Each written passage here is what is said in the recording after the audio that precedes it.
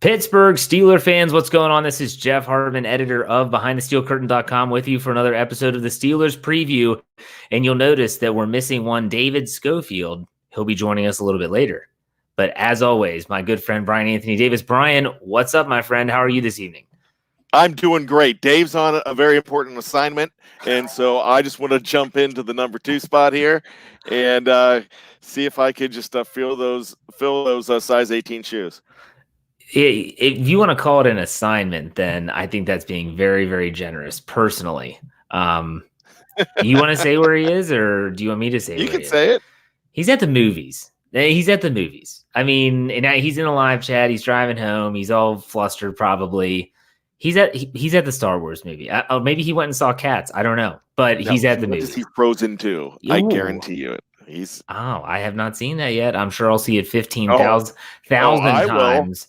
15,000. I have 4 daughters. I'm sure I will see this 15,000 times by the time it comes out on DVD. I've only got one, but I've got a wife that's a Disney freak too, so you know. All right, so the Pittsburgh Steelers are going to play this Sunday, and believe it or not, and this is what I want to start off with you, Bryan. We talked about this a little bit last night with Lance, and he called Steeler fans out, straight up, called them out, bam, right off the bat. If you haven't listened, go back and check out our show, The Standard is the Standard, which aired last night, and you can hear it on our audio platforms or here on YouTube by searching BTSC Steelers Radio. The fan base is, and I know they're a fickle bunch, but my gosh, the fan base is basically saying we're done. Are you getting that vibe? I am. Oh, yeah. And it's one loss. I mean, and you're ready to go ahead and turn your back completely on a quarterback just because he has one loss and had a horrible game. Look, we're going to have bad games. We're going to have bad days. Yeah. But you can't blow it up every single time. There's not that many quarterbacks out there. It's just funny, and it's funny how expectations change, because when they were 1-4, coming off an overtime loss to the Baltimore Ravens at Heinz Field, one which most people, myself included, think they should have won if not for Juju Smith-Schuster's fumble. Kudos to Marlon Humphreys for a good play, but nonetheless, everyone was saying if they can get to 8-8, oh my gosh, it would be amazing. It would be considered the greatest thing ever. Playoffs, who cares about playoffs? Just try to get 8-8. Here they are on the cusp of the playoffs, and people are like, this team sucks, blah, blah, blah. Like, wait a second. Did you not forget what we just talked about? Like, really? And that's where, and I get it. It's a fickle fan base. Very fickle fan base. Always has been, always will be since they won their 6th Super Bowl. I don't know, Bryan, I get the expectations change as wins continue to stack. But at the same time, should we not just be enjoying this ride? We really should, because we keep on using the phrase house money. This is a team that wasn't supposed to be doing anything whatsoever. And when you look at personnel just from this year and last year, and right now, they're still on track to have possibly a better record than they did last year. It's a possibility. And last year, they had a lot of talent and a lot more health than they do now. Now, James Conner wasn't the most healthy at the last quarter of the season, but you had a healthy Juju. You had a physically healthy, I'm not going to say mentally healthy, Antonio Brown. And I'm not even trying to make a joke. I'm just like, I get it. That's just things funny. were going on there. But it is. But you had a player that was capable of it, and they were underachieving so much. You flash forward, you go 365 days on the calendar, and this is a team that is overachieving, Jeff. They are absolutely overachieving. When you have the Duck Hodges story just coming in, and remember, he's 3-1 as a starter, and that one game where he threw 4 picks, and he was put in a position to throw those picks at the end because everyone knew he was going to do it. Heck, everybody knew when they were going to run, when they were going to pass. There was a bar game back in the early 90s that these sports bars used to have. You could go, you had this little, instead of trivia, they had this little pad, and all you had to do was press run, pass, and like to what side, and they would put your score up against everybody else. If they had that game now, and Randy Fichtner was calling a game, heck, I'm going to win that. You're going to win it. Like most of us are going to win it, because, it's so predictable. But getting back to what I was saying, this team's not supposed to be doing this. This was the team that just gave up their franchise quarterback in a Minka Fitzpatrick deal, in the worst trade ever. And I'm putting the quotes up because I'm being facetious. But everybody thought that was the worst trade because they were playing for Tua, or they were thinking, hey, it's over. Miami Dolphins thought it was over, and they made that deal. But no one gave the Steelers credit and Mike Tomlin credit for who they are, and then they don't give up. They have that fire in their collective 53 bellies, and they're not giving up. So everybody can give up now, but we're not going to question the heart of what's in those individuals getting ready to go to New Jersey and play the New York Jets. Yeah, I swear, week 15 was rough. You were there in person. When Dave gets on the show, I want to talk to you guys about your experience because I wanted to talk to you about that together. But you were there in person. That was a tough game to watch. It was a tough game to stomach because no one expected. Oh my gosh, he's blowing up over there, Grand Central Station. But still, I mean, it's no one expected that the Steelers to lose at home on Sunday Night Football with the playoffs essentially on the line, with a 5 seed on the line, I should say, and they folded like a cheap lawn chair. 5 turnovers will do that. Yet they're not dead. They still control their own destiny. They have to win 2 games. And it's looking like the Ravens might have things locked up, which changes week 17 altogether. There's a lot of scenarios, it really does. And we'll get into those scenarios here in a second. But you know what? I want to talk about stuff that's really important. I mean, we can talk about scenarios. I want to talk about Le'Veon Bell and how you're feeling about it. Because, look, if you want to go listen to X's and O's stuff all the time, you can find another podcast somewhere where someone's going to bore you to death. We're fans. I'm a fan. He's a fan. You're fans if you're listening. What is your thought about Le'Veon Bell? And now that it's almost been an entire year, is there still some bitterness there with you? Is it just, whatever? You know, he went to the Jets. The Jets are awful. Like, what's your thoughts on Le'Veon Bell? Because they're getting ready to face him this Sunday. He played a game. He rolled the dice. He bet on himself. And he kind of lost. I know he got some guaranteed money, but he didn't get what he thought he was going to get. And he kind of lost going to a team like the New York Jets because that was the team that was going to have him. It pales in comparison. The whole Le'Veon Bell situation pales completely in comparison to the whole Antonio Brown situation, because that was a man Mr. Third and Fifth. Okay, 3rd and 5th. I'm sorry. And I'm sorry, but Naked and Rob now. I guess I have to say it right. Gonna get on that nickname train. But you know what? It pales in comparison because that guy held you hostage. He did you dirty. Le'Veon Bell didn't do you dirty. He just didn't do you the way that you wanted him to do. Yeah. But he bet, he lost. And if you talk to the players, they're kind of like, they don't care. They're less invested in revenge against Le'Veon Bell than the fan base are. I'm not. I could really care less. He's not having a fantastic season.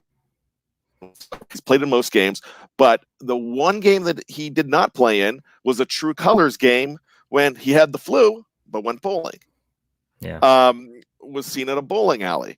You know, I tell you what, when I have the flu, I mean, I don't even want to see a bowl of soup. I don't want to see anything. Just give me my Gatorade, give me a cracker, and go away, because I am absolutely miserable when I'm sick. I would never entertain going anywhere. But so he kind of showed his true colors there. He does not fit the mold of who these Pittsburgh Steelers in 2019 are. They're an unselfish bunch. They're a whole lot more rootable. And the fact that they are where they are with a chance, actually controlling their own destiny at this point, Jeff, at a chance for the playoffs, you know, this is, you're in the win. You're winning. You're Charlie Sheen winning right now without the coke and hookers.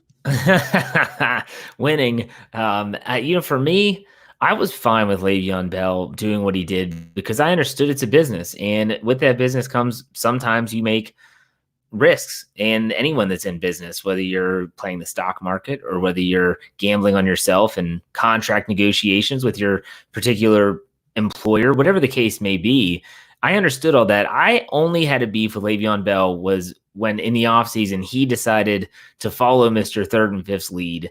And I want to say it was Sports Illustrated had some, and no disrespect to this journalist, but whoever the woman was that interviewed him just was lobbing these softballs to him, asked no difficult questions, and he started bad mouthing the Steelers. And that's when I said, okay, bud, I was okay with you, and I understood what you were doing. I didn't like it, but I understood it. Now you're going to go and throw guys like Ben Roethlisberger under the bus just because your buddy, Mr. Third and Fifth, Antonio Brown, is doing it? Get out of here. Like, just get out of here. I don't want anything. I don't want to hear from you. And, he's had a very low-key season because he hasn't been effective. And that's the one thing that people said when he left. Good luck with that offensive line. Good luck without this offensive line. Good luck without some of the skill position players around you. And you're seeing that take place as we go. I really don't care about Le'Veon Bell. He's always been a guy that I've kind of been meh on. He's very talented, super, super talented player in terms of his pass catching ability. But ultimately, I don't know. You can get a beat on some guy's attitude. I just never, maybe it was his rapping because he's awful at rap. But he thinks that he's God's gift to it. So I don't want to bore everyone with Le'Veon Bell talk, but I wanted to get your take on that, Bryan, real quick.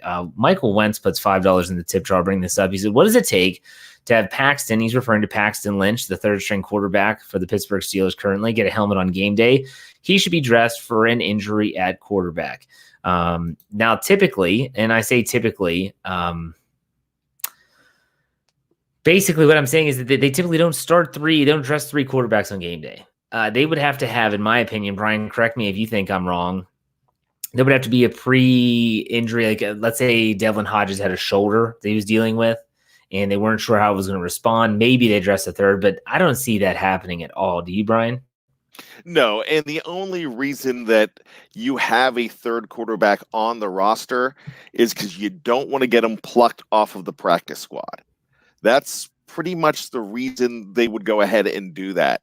I don't know if anybody's going to go ahead and pluck a guy like Paxton Lynch right now off of the squad, but you kind of do that.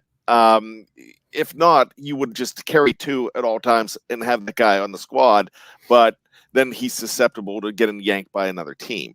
So that's what you actually carry three on the roster. A lot of them don't have three unless they're three on the in the game day situation starting and not scratched, unless it's the scenario that you just mentioned, Jeff. Yeah. So there you go. Sarah, I had a question here in the live chat. Let me see if I can find it here. I thought I found. Oh, here it is. Any news on Juju? That's from George. He puts that on the live chat. Juju Smith-Schuster was a full participant at practice today. That is great news because the Steelers, for once, did something the right way, and essentially they eased him into it instead of last week where they threw him out there and he basically pushed himself too much.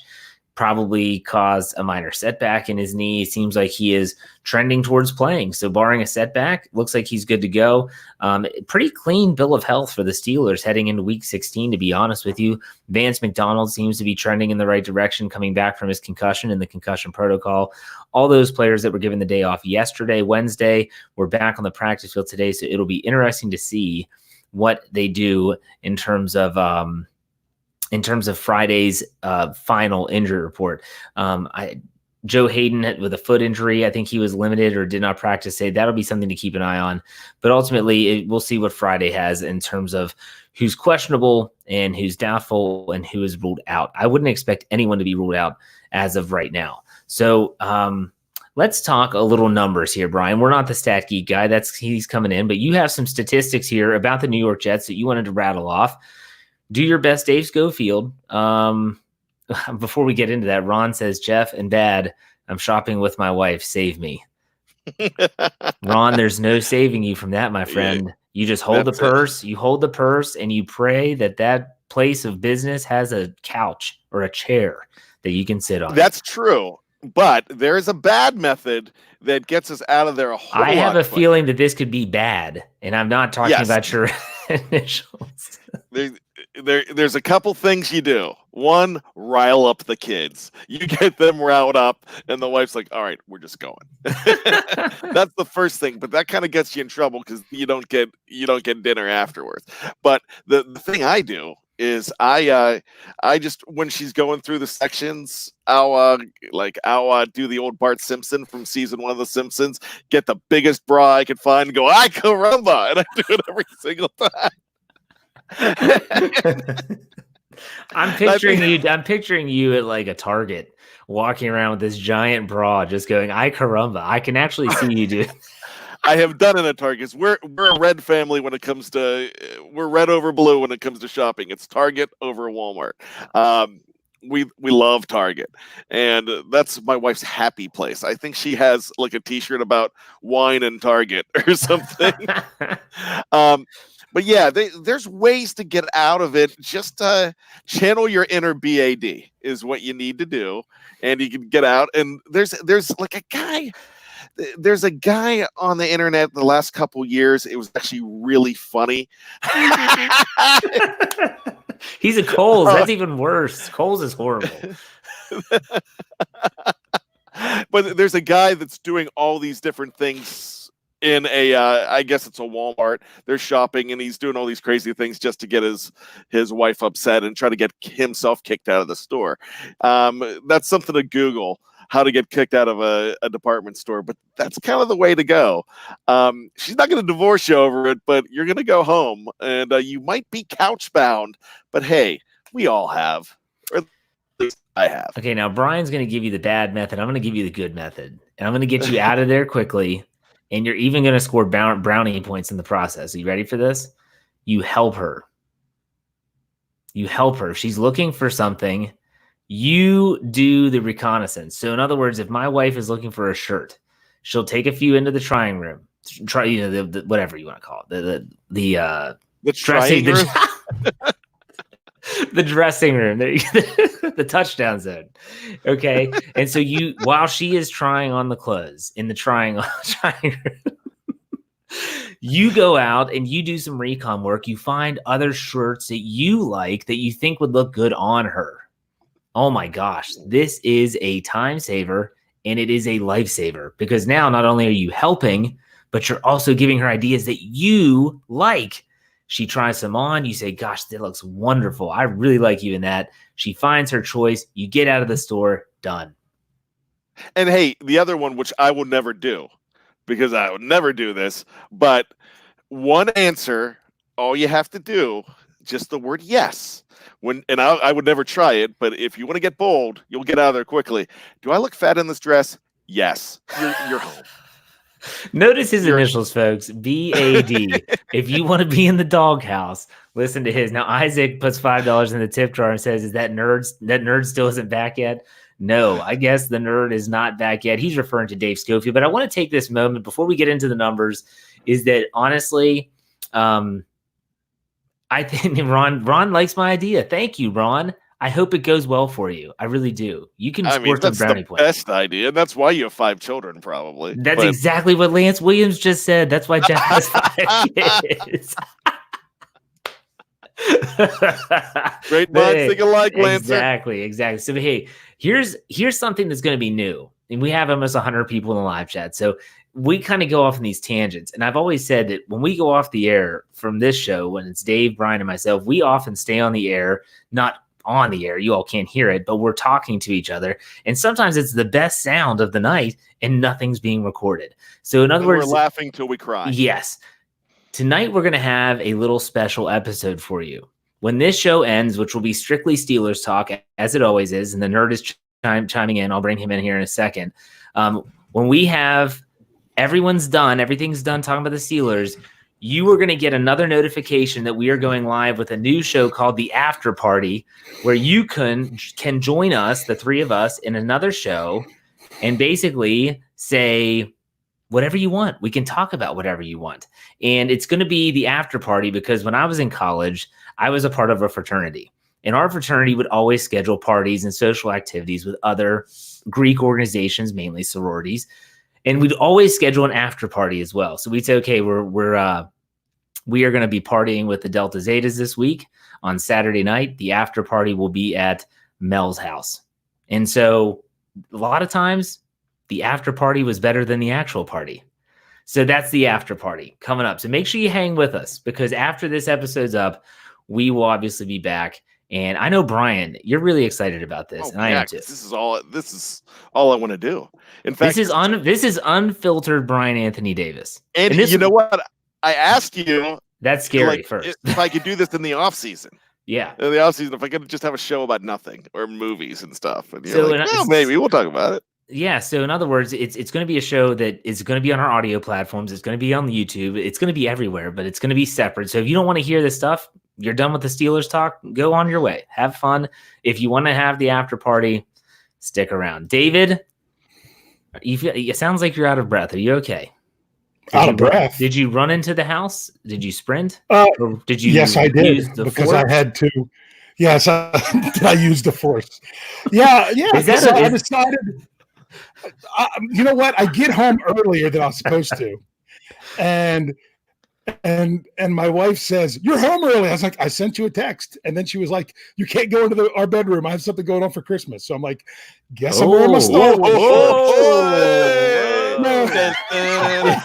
Actually, no, I think my daughter is doing something crafty. Dave's going to a different after party. Dave's going to a different after party. Yes. You take the early flight home from San Diego. Yeah. Okay, that's a good reference. That's a good reference. All right. First of all, already saw Frozen. That was last weekend.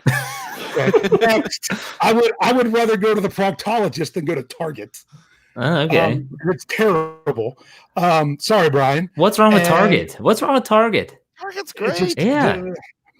Where do you go? Walmart? Marshalls? You know TJ what? Maxx? I don't know. Anything I can order where I don't have to leave the house. Yeah. But no, I'm. You know why I don't like Targets? They only ever have one cash register open. One. That's it. Okay, this is for the after party. Yes. Let's get back to Steelers football. If that's the after party, it's going to be a huge letdown. That's not the after party. All right, calm down. All right. All right. So, Bryan, I got a question, real quick. Question about the after party. Okay. Yeah. Is Lance coming on? He can if he wants. I didn't send him an invite. If he wants in, Lance, send me a text if you want in. I know you're watching. If he wants to be a part of it, this could be a whole shindig, and we can have him on. It's only going to be about 15, 20 minutes.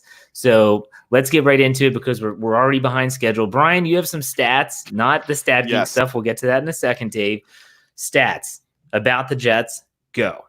Okay, they are only scoring 17.6 points per game. Now, as you saw in the Buffalo game, they scored 17 points against our defense. And I still think they have a slightly better offense than what the Jets do have, but they rank 28th in points. As far as on defense, they're giving up 24.5 points per game, and they're 20th in points. So one of the things that we're forgetting about in the Bills game is you were playing a top 5 defense, number 2 against the pass. This is a defense that is going to you'll be able to penetrate them so much more. When we are talking about Devlin Hodges, this is what his quarterback completion percentage is 67.8, and still by far so much better than anybody on the team. He's thrown for 884 yards. Because of that poor game with the 4 interceptions, he is now has 5 touchdowns as opposed to 6 interceptions. And Jamal Adams is one of their leaders in sacks. He is their Pro Bowler on defense, the safety. He has 6 pass defenses, but he has 6.5 sacks. That's second only behind Jordan Jenkins, the linebacker, with 7 sacks. This is a much better defense than the Jets have had in years, but they are you could penetrate these guys. And the only reason I'm using that is because I know this is why I love Jeff. This is why I love Jeff, because I know I can make him laugh, and I wasn't even trying. But I saw the sticker the first time, so I said it one more time. And now, there you go. There's the next T-shirt. Thank you. Ka-ching. I am that immature. I apologize. Like, I teach. That's why I love you. I teach middle school, and people always say, "Oh, how can you teach middle school?" I have the same personality as middle school. I still say that's what she said jokes all the time, and it's a blessing and a curse at the same time. So those are good stats, though. I appreciate the work there. Dave, do you have a Stat Geek segment for this week? I think Dave's frozen. Oh, there he is. Brian just said everything. You're muted there, David. No, I'm here. Do you have? Okay. I was going to say Brian covered everything pretty much there that I was going to look at. I was going to say the only other question I was going to have is how many times in the 2019 season has the New York Jets rushed for 100 yards or more? How many times have they rushed for 100 as a collective or one running back? Yes. Collective. Once. I'm going to go 0. The answer is actually 3.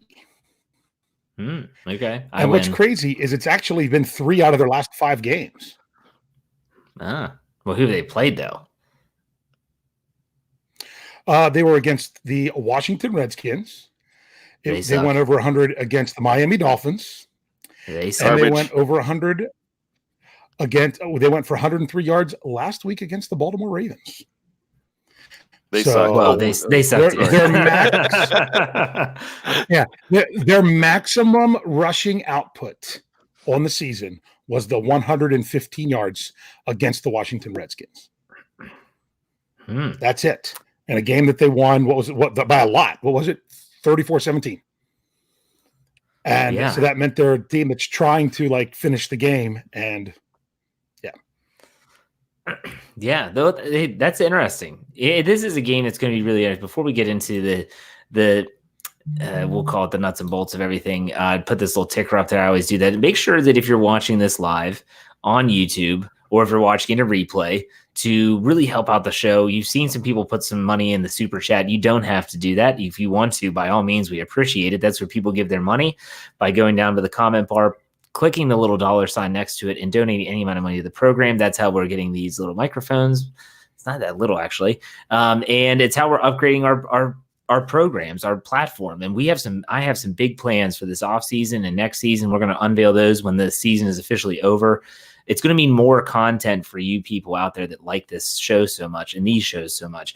But if you don't want to donate your money, that's okay. Like the videos, subscribe to the channel, and hit the bell to make sure that you set your notifications so that you don't miss a show. You can be push button notification, email notification, whatever the case may be, so you don't miss a show. That's all we ask. Totally free. Don't have to do anything.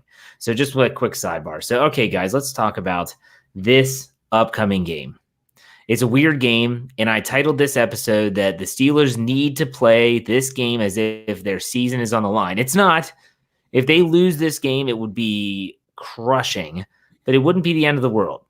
Playoff scenarios dictate that, right, Dave? Absolutely. Yeah. So what are the scenarios before we talk about the nuts and bolts here? Okay. Sorry. Yeah, that's to me, right? The playoff scenarios are this. It's funny because a lot of people think, we got to be cheering against the Titans this weekend because they need. Believe it or not, this week's game for the Titans doesn't really matter because they're playing an NFC team.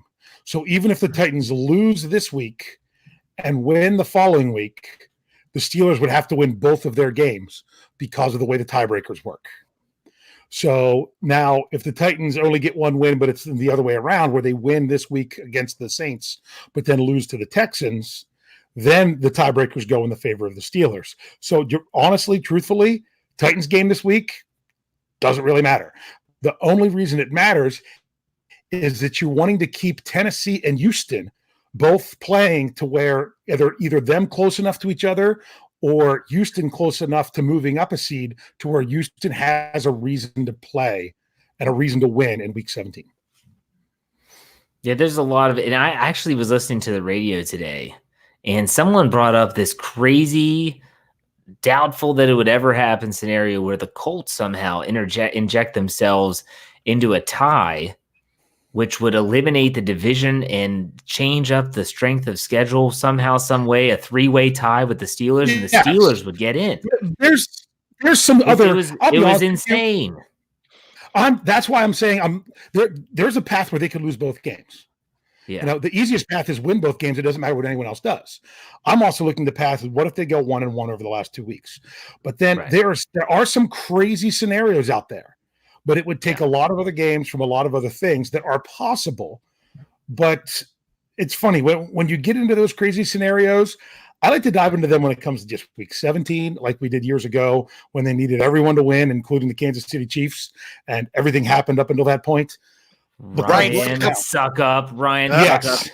Who was just put on IR. Yes, who is now no longer the kicker there. Yes. So there is They're going to miss a kick. They're going to miss a kick, and they're going to get him because. There's some other things that could go on and could go down, but bottom line is you also got to look at realistic scenarios as well. I mean, there is some crazy back end stuff, but it is so.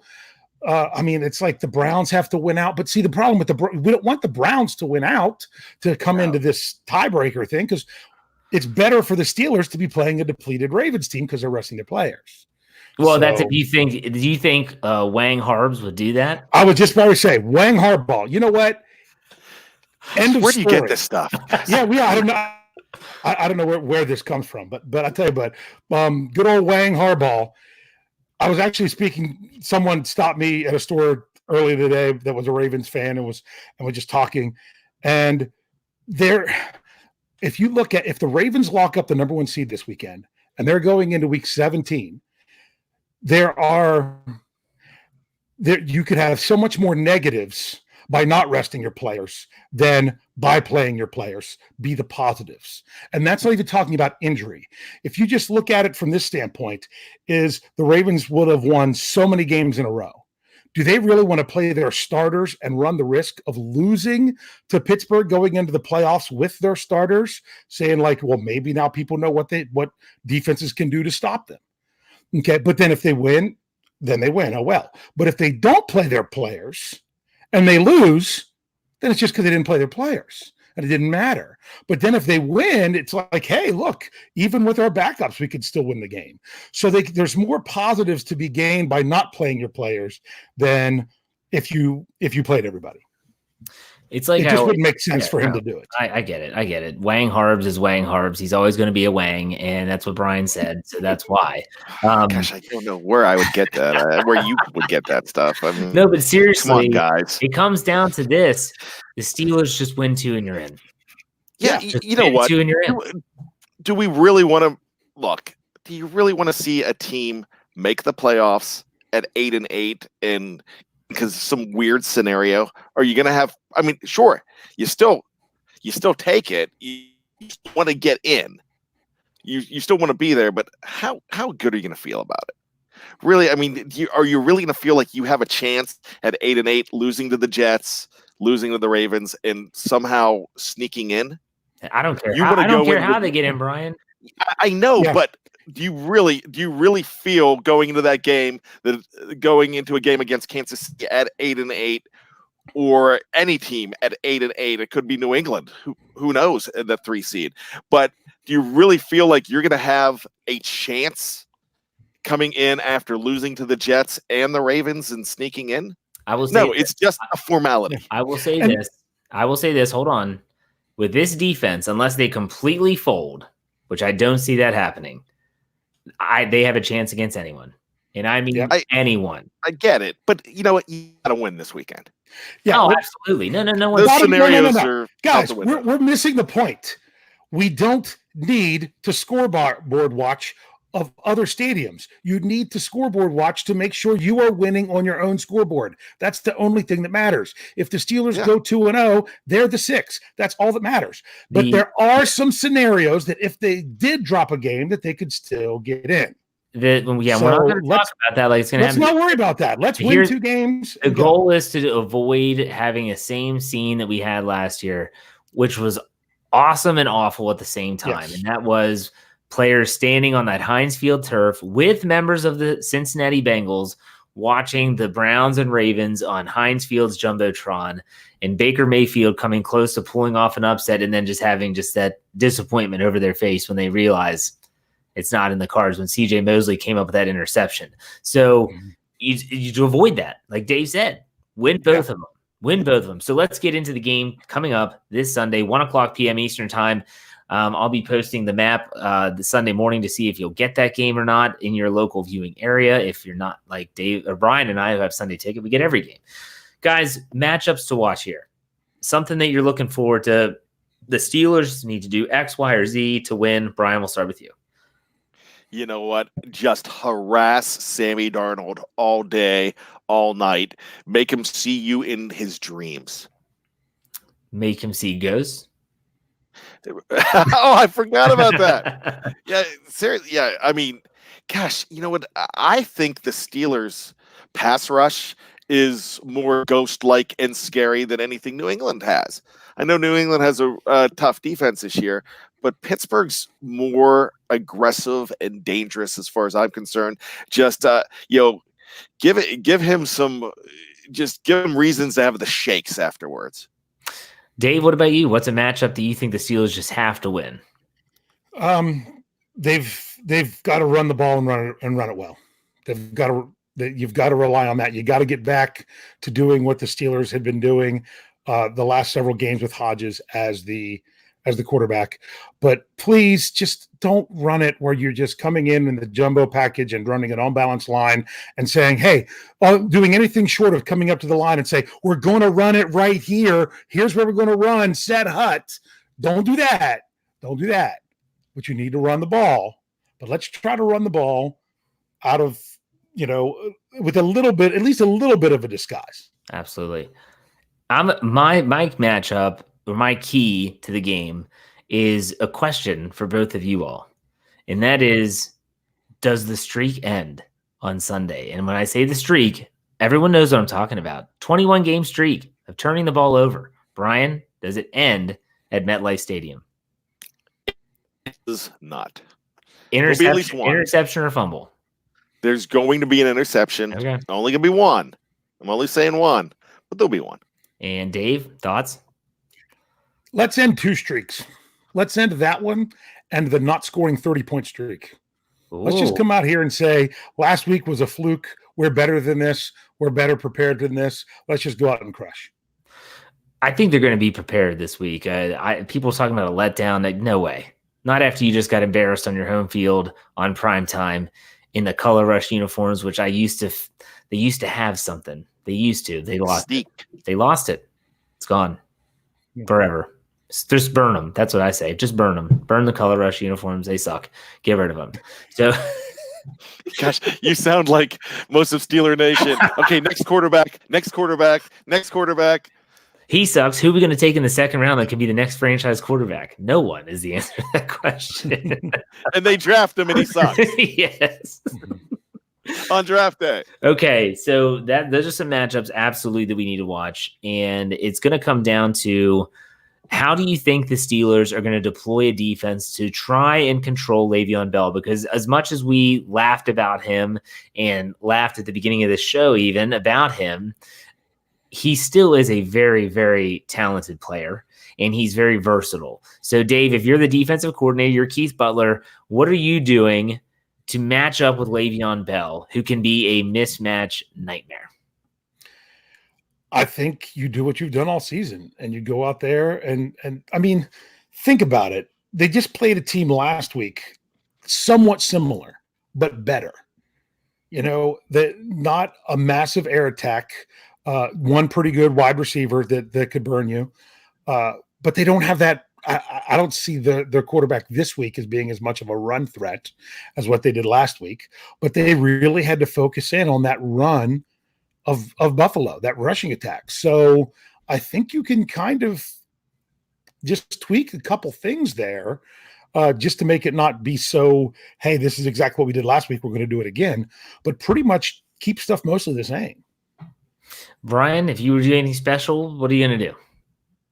It's just in. The Steelers just signed the two hookers in Florida that roofied them in the offseason. So I'm saying you roofie Le'Veon Bell, and you don't really worry about him before the game. Or maybe he gets the flu again and goes bowling. You never know. You know what? You've got a guy like Devin Bush that you signed for this particular. You traded up for this particular reason, to be able to go sideline to sideline and thwart a guy that is able to catch the ball out of the backfield. You have a defense that really have been able to shut down the screen pass quite a bit this year. The screen pass has not killed the Steeler defense like it has in, it seems like, forever.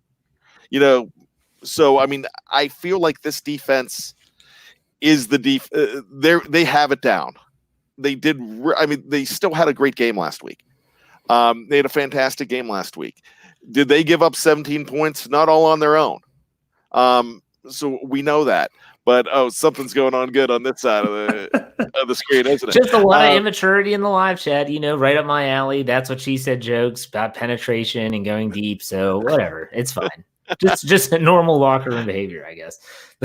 But you know what? You don't have to. You just play your game. Is what I'm trying to say. Just do what you've been doing. You don't have to do anything special.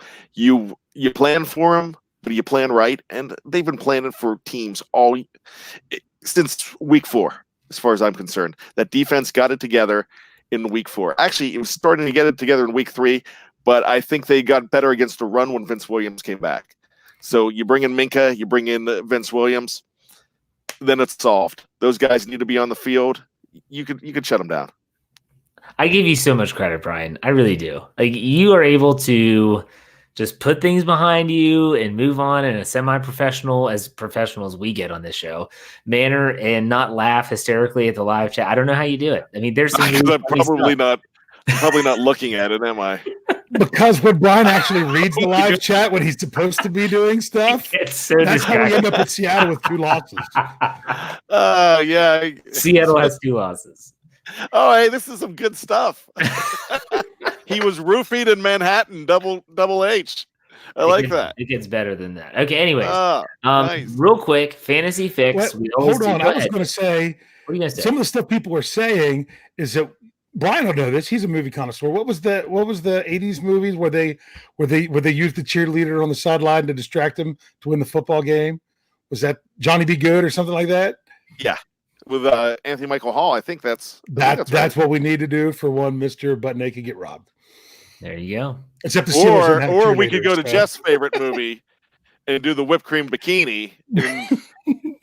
That Allie Larder. Varsity Blues is such a generational movie. Like, that's I talk to kids that are in high school or even college, and like, have you seen Varsity Blues? Like, nope. Like, what? Like, I feel like everyone has seen that movie, but maybe that was just me. I don't know. That's the jersey I'm getting you now. I'm getting you a Mox jersey. A Johnny Moxon? Oh, they're available. I can get. Are they really? I don't know. The tweeter, maybe? I don't know. Oh, they have tweeters too. Mike Cox brings up a great idea. I think it's great. I think it's phenomenal. He says, Jeff, we need you to be the Steelers offensive coordinator. Put me in. Put me in, coach. You want to win? Put Booby in. Let me spin. That's what I say. Put me in. Let me spin. I'll tell you what, it can't be any worse than Randy Land, as I call him. Welcome to Randy Land, baby. It's gonna mess your mind. It's gonna mess your mind up in Randy Land. So all right. I never get any love. I had 2 years on my resume as an offensive coordinator, and yet I get left out of everything. I don't know, Dave. That's just the way the That's because you're humble, Dave, and you don't mention it. That's because I'm big dumb lineman. I just know how to block. That's right. Just block. Will you block for me? I'll just block. Right? You block for Booby. I'll block for you. You block for Booby. You let Booby. Let me spin. All right. Let's get to our fantasy fix here, and that is a start 'em and sit 'em every single week. We talk about that. Who's going to play well? Who's not going to play well? I played the Steelers game last week on FanDuel. Boy, was that tough. Try to pick a multiplier in that game. I took James Conner, and at one time I was real close to some big money, and then the chips fell apart.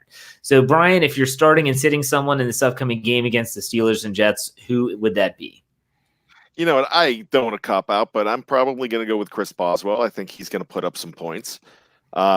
If you have a kicker, but you probably don't have a kicker. So I'm actually going to go in a weird direction here and say Juju Smith-Schuster. Ooh, I like that. Who you sitting? If he's going to play, he's going to pay. Off, actually. Who am I sitting? Yeah, I'm not going to go near James Conner. I just really, it's just not working. And now that there's more guys that they're bringing in, and if they rush 15 times a game, you're not going to get anything out of them. So you're okay, James Conner. All right, Snowman puts $5 in the tip jar as a quick sidebar. He says, "Can we tar and feather Randyland at the end of the year? I mean, we can always get our pitchforks and our torches and storm the UPMC sports facility in Pittsburgh and see what we can do, and we'll see. You only try, right, Dave? Who are you starting and sitting?" I'm not big on BAD tonight, man. I'm going with James Conner. I think they overcorrect. I think they run the ball even when they shouldn't, even if that's what it takes. And I think they know that he knows this is such a big game. They're gonna pound him into the ground. So they're gonna live by him or die by him, and I think that's what they're gonna do. Who are you sitting? I'm sitting Duck because I don't know how much they're going to trust him again. Just, I know after having him, dropping back 42 times, throwing it 38 times, I don't see them trying to do that again, especially once you had 4 picks. So I think they'll play a little bit more conservative with that way, but that's the best I can do. But honestly, I would, other than the obvious Steelers defense, I would steer clear of some of the guys on here. Well, I'll give you 2 then, because you should start the Steelers defense. I start them every week, and I don't know how they're not worth more money than they have been. I just don't get it, because they're getting turnover, sacks, all these things that equate to fantasy points. But I would also say start James Washington, because if Duck's going deep and he's connecting with someone, it's been one guy. And if Juju Smith-Schuster plays and is capable, like Bryan Anthony Davis suggested, it's going to leave James Washington with some one-on-ones, and I like that matchup. I think that Duck will throw to one-on-one matchups and know or trust that James Washington is going to go up and get it. So I say start him. Sit. I'm going to say there's a bunch of players. Obviously, tight ends, sit them.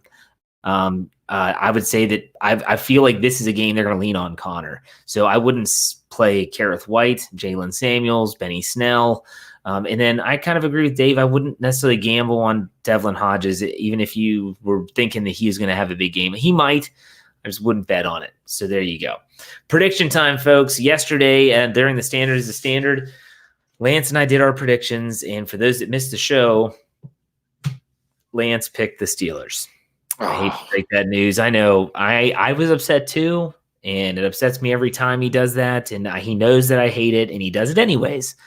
It's like a marriage, They know that I don't like that, and they're just going to do it anyways.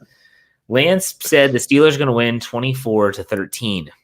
I predicted the Steelers are going to win 23-16. So really close in terms of our predictions.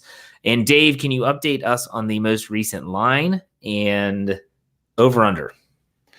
All right, I will see if this will load up for me, because it seems like everything's going slow right now. Well, forget you, Dave. Brian has it. Go ahead, Brian. Forget. Well, I have it now, but okay. Oh no, it's too late. I'm in. I already waved my paper at you. Oh, so I don't want you guys getting mad at each other. Let's see if we have the same information. How about that? Okay, let's see it. We'll double team on this. Well, what book did you get yours from, Brian? What sports book? The one on Google. Gosh. Spit it out. No, I think it was USA Today, maybe. I don't know. USA Today is not a sports book. Okay, what? I just typed in Steelers line. -3 Pittsburgh and the over/under's 37. No, Dave. You're stealing thunder. APB on you, spit Dave. it out. I'm sitting here waiting for it. I was asked a question. Oh, don't steal Dave. Don't take Dave's stat. I wanted to click off this thing so I can go back to looking at you when you talk, and you won't say it. So Steelers -3, like you said, and over/under's 38. I have 37 according to oddshark.com. Okay, I have according to my phone, and whoever I'm trusting on here, they say that it's 38. Okay, so I have us hitting the over with 23-16, and Lance could be a push, or depends on which book you're looking at. But guys, who do you see winning? Brian, what's your score? What's your prediction? Steelers 20, Jets 14. All right, Dave.